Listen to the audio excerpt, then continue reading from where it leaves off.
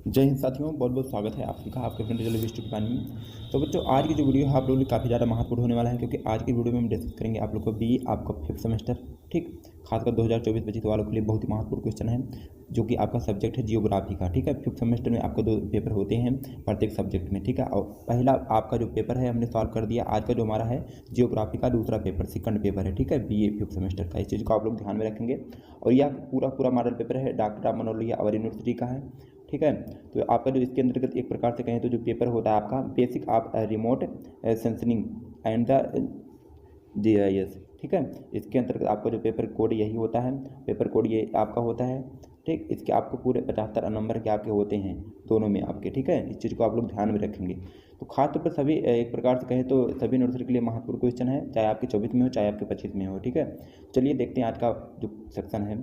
तो बच्चों, आपका बता दें कि आपका जो सेक्शन ए में आपको पूरे 10 क्वेश्चन मिलेंगे, जिसमें आपको सभी को करना होगा। प्रत्येक क्वेश्चन का आपको जो आंसर है 50 शब्दों में देना होगा, हर बार की तरह। ठीक, और प्रत्येक क्वेश्चन के लिए यहाँ पर 3 अंक निर्धारित है, यानी कि सेक्शन ए से आपको 30 नंबर मिलने वाले हैं। इस चीज़ को आप लोग ध्यान में रखेंगे। ठीक, चलिए देखते हैं आपके सेक्शन ए का आपका पहला क्वेश्चन है। सेक्शन ए का आपका पहला क्वेश्चन क्या है कि सुदूर संवेदन। ठीक है, यानी कि रिमोट सेंसनिंग क्या होता है, इसके बारे में थोड़ा जान लेते हैं। तो रिमोट सेंसनिंग क्या होता है, सुदूर संवेदन, तो एक प्रकार से इसका जो मतलब होता है कि किसी वस्तु या क्षेत्र के बारे में जानकारी हासिल करना होता है। ठीक, आमतौर पर कि जैसे कि बिना उसके सीधे संपर्क में आए, उसके सीधे संपर्क में आए उसके बारे में जानकारी हासिल करना ही सुदूर संवेदन कहलाता है। ठीक है, यह एक ऐसी तकनीक होती है जिसके जरिए, जैसे कि आपका हो गया हवाई जहाज, उपग्रह या फिर गुब्बारे जैसे प्लेटफार्म से पृथ्वी के किसी हिस्से का चित्र लिया जा सकता है। ठीक है, सुदूर संवेदन की मदद से पृथ्वी के धरातलीय रूपों और संसाधनों का अध्ययन एक प्रकार से किया जाता है इसके अंतर्गत। ठीक, फिर आपका अगला क्वेश्चन है, क्वेश्चन नंबर दूसरा है सेक्शन ए से GIS। ठीक, यानी कि GIS प्रणाली क्या होती है। GIS मतलब क्या होता है, एक प्रकार से जियोग्राफिक इंफॉर्मेशन सिस्टम। ठीक, यानी कि जिसको हिंदी में कहा जाता है भौगोलिक सूचना प्रणाली। यह एक प्रकार से कंप्यूटर प्रणाली होती है। इसका इस्तेमाल ज़्यादातर भौगोलिक रूप से संदर्भित जानकारी को इकट्ठा करने के लिए और विश्लेषण करने के लिए और दिखाने के लिए किया जाता है। GIS जो होता है भूगोल, मानचित्र कला और कंप्यूटर विज्ञान से एक प्रकार से जुड़ा होता है कहीं ना कहीं। ठीक है, फिर आपका अगला क्वेश्चन है, क्वेश्चन नंबर तीसरा है सेक्शन ए से कि GPS क्या होता है। ठीक, तो बच्चों GPS क्या होता है, एक प्रकार से इसका जो फुल फॉर्म होता है एक प्रकार से कहें तो ग्लोबल पोजिशनिंग सिस्टम। ठीक, GPS का फुल फॉर्म होता है ग्लोबल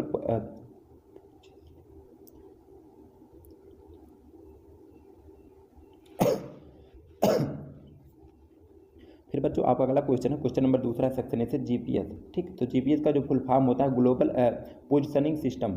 ठीक, यानी कि एक प्रकार से यह एक वैश्विक नेविगेशन उपग्रह प्रणाली होती है। यह आपको क्या बताता है कि आप कहाँ और कहाँ पर, यह एक प्रकार से आप इस समय कहाँ पर पहुँचे हैं, आपके GPS के माध्यम से ट्रैक कर सकते हैं। ठीक है, कहाँ जा रहे हैं। GPS के जरिए आप अपनी कार या फिर स्मार्टफोन और घड़ी में मौजूद लोकेशन का पता लगा सकते हैं। ठीक है, GPS जो है दुनिया भर में अत्यंत सटीक पोजिशनिंग, नेविगेशन और टाइमिंग का माप करता है। ठीक है, इस तरह आप लिखेंगे। फिर आपका अगला क्वेश्चन है, क्वेश्चन नंबर चौथा है सेक्शन ए से कि स्थानिक आंकड़ा क्या होता है। ठीक, स्पेटिकल डाटा, स्थानिक आंकड़ा क्या होता है। तो बच्चों, स्थानिक आंकड़ा क्या होता है, एक प्रकार से किसी भी तरह के डाटा को एक प्रकार से कहा जाता है जो कि खास भौगोलिक जगह या क्षेत्र से जुड़ा हो। ठीक है, ये आंकड़े जो होते हैं किसी चीज़ की पृथ्वी पर स्थिति की जानकारी रखते हैं, और इन आंकड़ों का संग्रह और प्रदर्शन जो होता है स्थानिक डेटाबेस में बिंदु रेखा बहुभुजों के जरिए किया जाता है, मापा जाता है। ठीक है, इन आंकड़ों को दिखाने के लिए मानचित्रों का भी इस्तेमाल किया जाता है ज़्यादातर। फिर आपका अगला क्वेश्चन है, क्वेश्चन नंबर 5वां है सेक्शन ए से कि आंकड़ों के स्रोत कौन कौन से होते हैं। ठीक, तो बच्चों आंकड़ों के मुख्य स्रोत से एक प्रकार से कहें तो 2 स्रोत होते हैं। आपका प्राथमिक स्रोत पहला, और दूसरा आपका हो गया द्वितीय स्रोत। तो प्राथमिक स्रोत में क्या होता है, प्राथमिक स्रोत के आंकड़े कहलाते हैं जो कि पहली बार एकत्रित किए जाते हैं। ठीक है, ये आंकड़े मौलिक होते हैं। प्राथमिक स्रोतों के उदाहरण जैसे कि आपके हो गए व्यक्तिगत प्रेक्षण, साक्षात्कार, प्रश्नावली, अनुसूची, व्यक्तिगत अवलोकन। ठीक है, इस तरह आपके प्राथमिक आंकड़े होते हैं। और द्वितीय स्रोत आंकड़े क्या होते हैं, एक प्रकार से ऐसे आंकड़े जो किसी प्रकाशित या अप्रकाशित साधन से एकत्रित किए जाते हो। ठीक है, द्वितीय स्रोतों के उदाहरण जैसे कुछ हो गए सरकारी प्रशासन, किताबें, विद्वानों की पाठ्यिकाएँ, जनगणना, सरकारी विभागों द्वारा एकत्रित की गई जानकारी आपके द्वितीय स्रोत के आंकड़े के अंतर्गत आएंगे। ठीक है, फिर आपका अगला क्वेश्चन है, क्वेश्चन नंबर 6वां है सेक्शन ए से कि अंकीय उच्चता मॉडल क्या होता है। ठीक, तो बच्चों अंकीय उच्चता मॉडल क्या होता है एक प्रकार से, तो अंकीय उच्चता मॉडल जो होता है किसी भी धरातल के एक प्रकार से उच्चा वचन विभिन्नताओं की निरंतरता या फिर अंकीय प्रदर्शन अंकीय उच्चता मॉडल कहलाता है। ठीक है, मूर्य तथा अन्य के अनुसार जो है अंकीय उच्चता मॉडल संख्याओं का क्रमिक विन्यास होता है जो समुद्र तल से एक प्रकार से ऊंचाई के धरातलीय वितरण को प्रदर्शित करता है कहीं ना कहीं। ठीक है, फिर आपका अगला क्वेश्चन है, क्वेश्चन नंबर आपका है 7वां है, क्या है कि विद्युत विद्युत जो है चुंबकीय विकिरण। ठीक, तो बच्चों विद्युत चुंबकीय विकिरण क्या होता है कि विद्युत चुंबकीय ऊर्जा का एक प्रकार से एक रूप होता है जो प्रकाश की गति से अंतरिक्ष में तरंगों के रूप में यात्रा करता रहता है। ठीक है, इसे जो है ईएम विकिरण भी कहा जाता है। विद्युत चुंबकीय विकिरण जो होता है प्राकृतिक की 4 मूलभूत शक्तियों में से एक है। ठीक, जैसे कि आपका विद्युत चुंबकीय विकिरण में द्रव्यमान या फिर आवेश नहीं होता है। विद्युत चुंबकीय जो होते हैं विकिरण में प्रकाश ऊर्जा के मंडल में यात्रा करता है जिसे फोटॉन कहा जाता है। ठीक, विद्युत चुंबकीय विकिरण की तरंगें विद्युत और चुंबकीय क्षेत्रों के साथ समकालित होती है। विद्युत चुंबकीय तरंगों का जो वेग होता है प्रकाश की गति के लगभग बराबर होता है। ठीक है, इस तरह आप लिखेंगे। फिर आपका अगला क्वेश्चन, क्वेश्चन नंबर आपका है 7वां है। क्वेश्चन नंबर 8वां है कि रास्टर आंकड़ा क्या होता है। ठीक, तो बच्चों रास्टर आंकड़ा एक प्रकार से क्या होता है, पिक्सेल के एक ग्रेड पर आधारित भौगोलिक सूचना तंत्र यानी कि GIS में सहेजा गया आंकड़ा होता है जो कि रास्टर डेटा डिजिटल छवि जैसी होता है। इसमें हर पिक्सल का एक खास मान होता है जो ज़मीन पर किसी डेटा या फिर बिंदु का प्रतिनिधित्व करता रहता है। रास्टर डेटा के कुछ उदाहरण जैसे कि आपके उपग्रह चित्र हो गए, फोटोग्रामेट्री, स्कैन किए हुए मानचित्र, डिजिटल ऊंचाई मॉडल। ठीक, रास्टर डेटा में आपके पिक्सल का मान निरंतर या श्रेणीबद्ध हो सकता है, जैसे कि आपकी ऊंचाई निरंतर मान है। ठीक है, जबकि जो भूमि उपयोगी श्रेणीबद्ध मान है। रास्टर डेटा में पिक्सल का आकार इस विषय को तय करता है कि आंकड़े कितने सटीक और शुद्ध हैं। ठीक, रास्टर डेटा में जो है रास्टर की सीमा, सेल का आकार, पंक्तियों और स्तंभों की संख्या और समन्वय संदर्भ प्रणाली यानी कि CRS शामिल होती है। ठीक है, इस तरह आप रास्टर आंकड़े के बारे में लिखेंगे। फिर आपका अगला क्वेश्चन है, क्वेश्चन नंबर 9वां है सेक्शन ए से कि कंप्यूटर मानचित्र कला। ठीक है, कंप्यूटर मानचित्र कला क्या होता है जान लेते थोड़ा। कंप्यूटर मानचित्र कला या फिर डिजिटल मानचित्र कला का एक प्रकार से जो मतलब होता है कि कंप्यूटर की मदद से मानचित्र बनाना होता है। कंप्यूटर की मदद से मानचित्र बनाने की इस प्रक्रिया को डिजिटल फोटोग्राफी भी कहा जाता है। ठीक है, तो एक प्रकार से कंप्यूटर जो होती है बड़ी मात्रा में जानकारी को संसाधित कर सकते हैं कंप्यूटर के माध्यम से। ठीक, कंप्यूटर की मदद से स्थानों के बारे में डेटा ट्रैक किया भी जा सकता है और माप भी किए जा सकते हैं। मानचित्र बनाने के लिए कंप्यूटर का आमतौर पर इस्तेमाल किया जा रहा है आमतौर पर। ठीक है, इस तरह आप लिखेंगे। फिर आपका अगला क्वेश्चन है, क्वेश्चन नंबर 10वां सेक्शन ए से कि हार्डवेयर क्या होता है। बच्चों हार्डवेयर क्या होता है, कंप्यूटर या फिर इलेक्ट्रॉनिक उपकरणों के वह सभी भौतिक उपकरण जिन्हें आप छू सकते हैं। ठीक है, और जो उन्हें काम करने में मदद करते हैं उन्हें एक प्रकार से हार्डवेयर कहा जाता है। हार्डवेयर जो होते हैं कंप्यूटर सिस्टम के कामकाज के लिए ज़रूरी भौतिक आधार होता है। ठीक, जैसे कि आपके keyboard, mouse, graphics card, sound card, speaker, motherboard, central processing unit. ठीक, hard drive, RAM. Computer hardware जो होते हैं 2 तरह के होते हैं। आपका पहला आपका होता है बाहरी हार्डवेयर और दूसरा आपका आंतरिक हार्डवेयर है। ठीक है, तो बाहरी हार्डवेयर क्या होते हैं, कीबोर्ड, माउस, मॉनिटर, प्रिंटर और स्कैनर शामिल होते हैं। ठीक है, आपका अगला क्वेश्चन है, आपका अगला क्वेश्चन सेक्शन बी। ठीक, सेक्शन बी में आपको पूरे 7 से 8 क्वेश्चन देखने को मिलेंगे जिसमें से आपको केवल एक प्रकार से कहें तो केवल 4 प्रश्नों के उत्तर देने होंगे। ठीक, और प्रत्येक क्वेश्चन यहाँ पर 150 शब्दों में आपको आंसर देना होगा। ठीक, और प्रत्येक क्वेश्चन के लिए यहाँ पर कितने निर्धारित हैं, आपको 6 इंटू यानी कि 6 इंटू 4 यानी कि आपको 24 अंक मिलने वाले हैं। प्रत्येक क्वेश्चन के लिए 4 अंक मिलेंगे। ठीक है, इस चीज़ को आप लोग ध्यान में रखेंगे। फिर आप चलिए देखते हैं सेक्शन बी का आपका जो पहला क्वेश्चन है, सीरियल नंबर 2 है कि GIS एवं सुदूर संवेदन प्रणाली के बीच संबंध क्या होता है। ठीक, तो बच्चों GIS एवं जो सुदूर संवेदन प्रणाली के बीच अंतर किस तरह होता है, जैसे कि आपका हो गया तकनीकी स्थानिक जानकारी एकत्र करने और उसका जो है विश्लेषण करने में मिलकर काम करती है। इन दोनों तकनीकों का इस्तेमाल जो है कई तरह के अनुप्रयोगों में किया जाता है। जैसे कि आपका हो गया सुदूर संवेदन तकनीकी कच्चा स्थानिक डेटा प्रदान करती है, जहां GIS इस डेटा को प्रबंधित करने, विश्लेषण करने और विजुअलाइज करने के लिए उपकरण और ढांचा एक प्रकार से प्रदान कराती है। जबकि सुदूर संवेदन विमान या फिर उपग्रहों से दूर स्थित वस्तुओं या क्षेत्रों के बारे में जानकारी प्राप्त करने का विज्ञान होता है। वहीं GIS की बात करें तो GIS भौगोलिक विशेषताओं को सारणीबद्ध डेटा के साथ जोड़ती रहती है। सुदूर संवेदन तकनीक में ज़्यादातर जटिल यूजर इंटरफेस होता है, वहीं पर जीआईएस में सरलीकृत यूजर इंटरफेस होता है। ठीक, इस तरह आप लिखेंगे इन दोनों के बीच संबंध को। फिर आपका अगला क्वेश्चन है, क्वेश्चन नंबर दूसरा है सेक्शन बी से सीरियल नंबर तीसरा कि सुदूर संवेदन का ऐतिहासिक विकास। ठीक, तो बच्चों सुदूर संवेदन की शुरुआत लगभग 1840 ठीक 1840 के दशक में हुई थी। उस समय जो है गुब्बारेबाज ज़मीन की तस्वीरें लेने के लिए नए नए फोटो कैमरों का इस्तेमाल करते रहते थे। फिर 1858 में जी तोरांकन नाम के गुब्बारेबाज ने पेरिस शहर का गुब्बारे से एक बार चित्र खींचा था। ठीक है, प्रथम विश्व युद्ध के दौरान विमानों पर कैमरे लगाए गए थे उस समय, ताकि मैदानों की जो है तस्वीरें ली जा सकती हैं। ठीक, 1957 में सोवियत संघ ने दुनिया का पहला कृत्रिम उपग्रह स्पुतनिक लॉन्च किया था। 1960 में अमेरिका ने एक्सप्लोरर उपग्रह 1 लॉन्च किया था।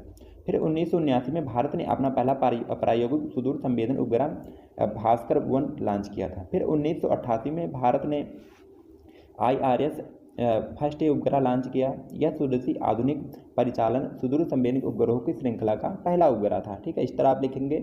फिर आपका अगला क्वेश्चन है, क्वेश्चन नंबर आपका तीसरा है सेक्शन बी से सीरियल नंबर चौथा है कि सुदूर संवेदन की अवस्थाएं या प्रक्रियाओं के बारे में लिखिए। ठीक है, तो सुदूर संवेदन की जो अवस्थाएं हैं, सुदूर संवेदन की तकनीक को मुख्य रूप से एक प्रकार से दो तरह के सेंसर के आधार पर बांटा गया है। पहला आपका पैसिव सेंसर, दूसरा आपका हो गया, पहला आपका पैसिव और दूसरा आपका एक्टिव सेंसर। तो पैसिव सेंसर क्या थे? सूर्य से प्रकाशित प्रकाश को संवेदित करते थे।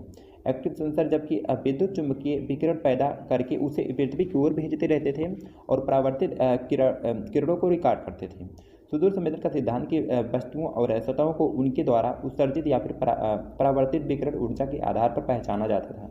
ठीक है, सुदूर संवेदन से प्राप्त छवियों का अर्थ समझने में मदद करने के लिए भूगोल वेदता आधार, पैटर्न, छाया, रंग, बनावट और छवि टोन जैसी विशेषताओं को देखने के लिए ज़्यादातर प्रयोग किया जाता था।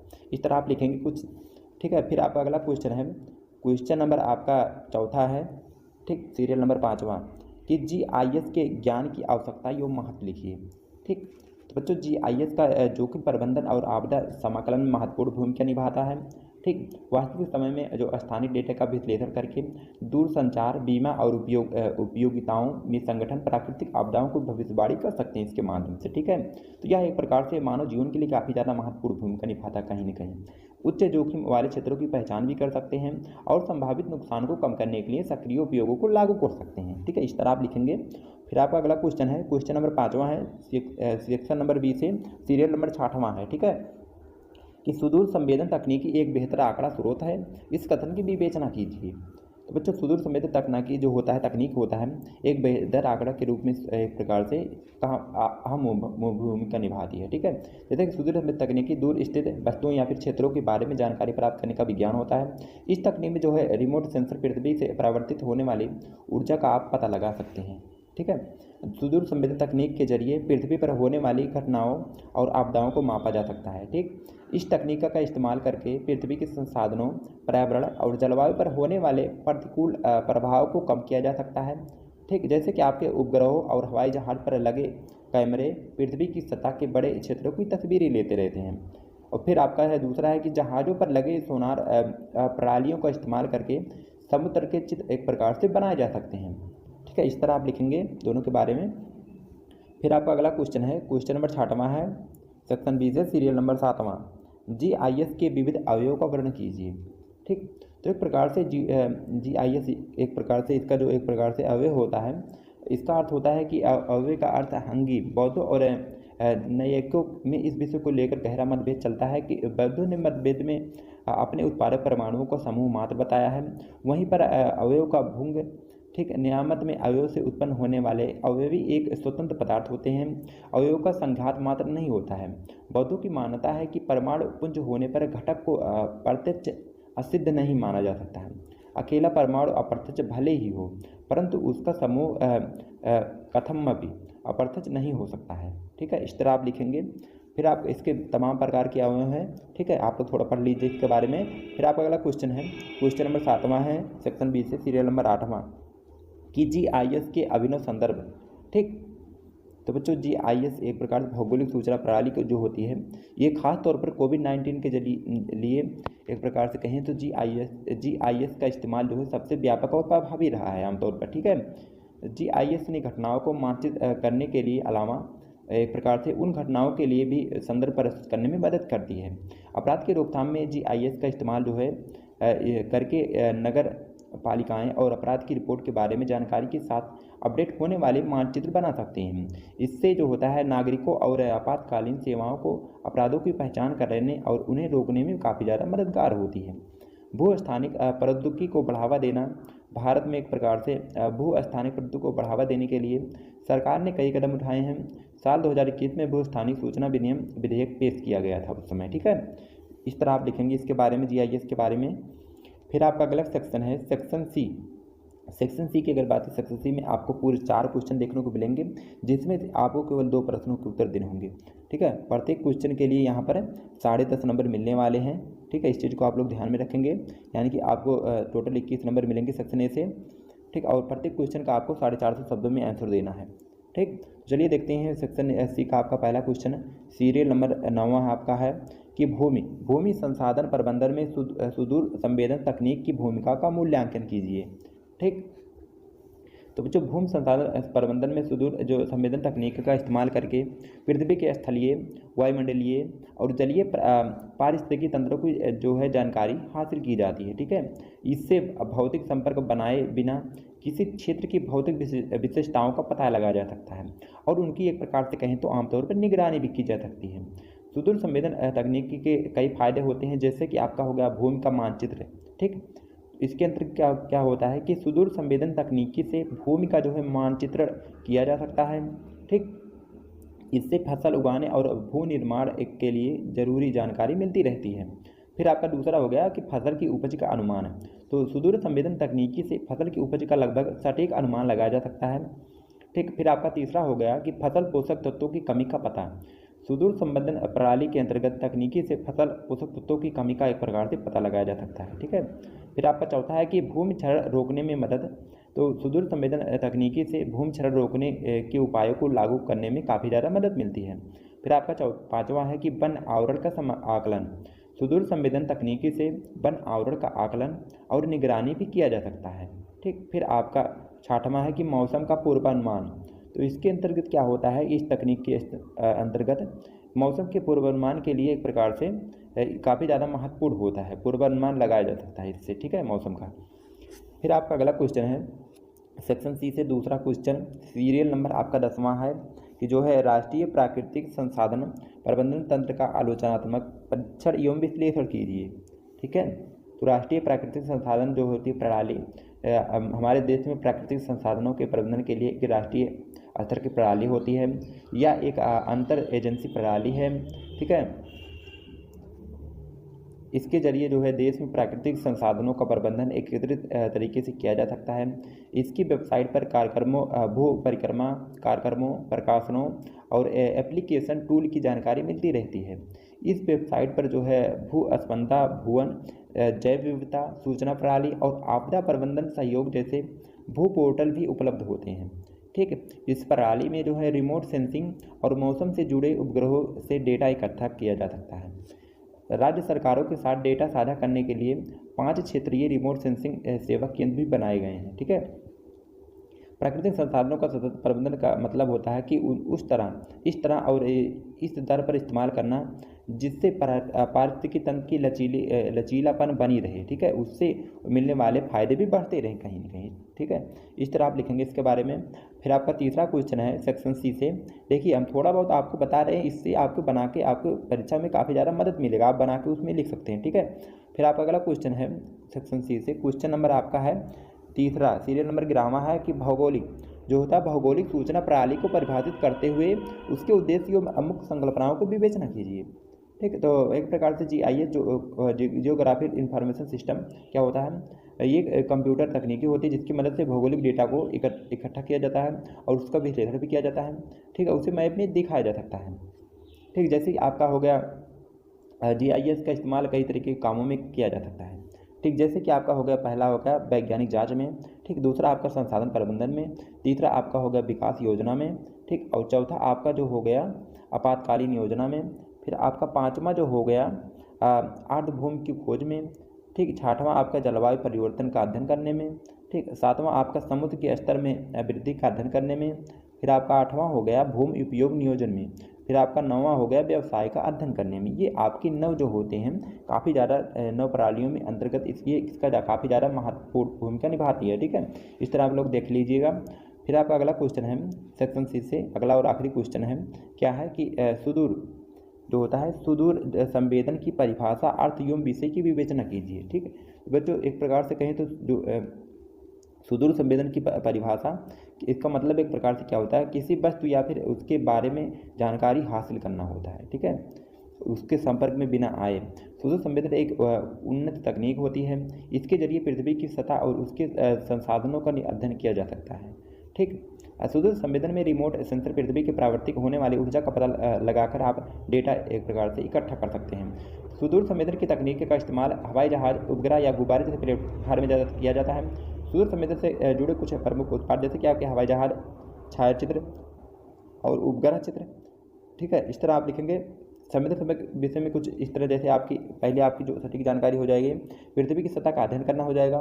ठीक, दूसरा आपका हो गया पृथ्वी के संसाधनों को अध्ययन करना इसके माध्यम से, और तीसरा आपका हो गया पृथ्वी के बारे में सटीक जानकारी हासिल करना। ठीक है, ये आपके तीन मुख्य रूप से इसके कार्य होते हैं। ठीक है, तो बच्चों जितना हमने मॉडल पेपर आपको सॉल्व करके दिया है, जो बीए फिफ्थ सेमेस्टर का आपका सेकंड पेपर ये रहा है। ठीक है, तो आप लोग अगर इसमें से आपको पूरे रट के जाएंगे तो आपको मान के चलिए, अगर आपको 10 क्वेश्चन हम बता रहे हैं तो 10 में से आपके 4 से 5 क्वेश्चन जरूर आते ही आते हैं। ठीक है, इस तरह आप लोग देख लीजिएगा। तो खास पर ये डॉक्टर डामनोली अवर यूनिवर्सिटी के बच्चे के लिए है, तो वैसे सभी यूनिवर्सिटी के बच्चे इसको देख लगते हैं। ठीक है बच्चों, वीडियो पसंद वीडियो को लाइक से सब्सक्राइब करिएगा। फिर मिलते हैं नेक्स्ट किसी वीडियो। जय हिंद, वंदे मातरम।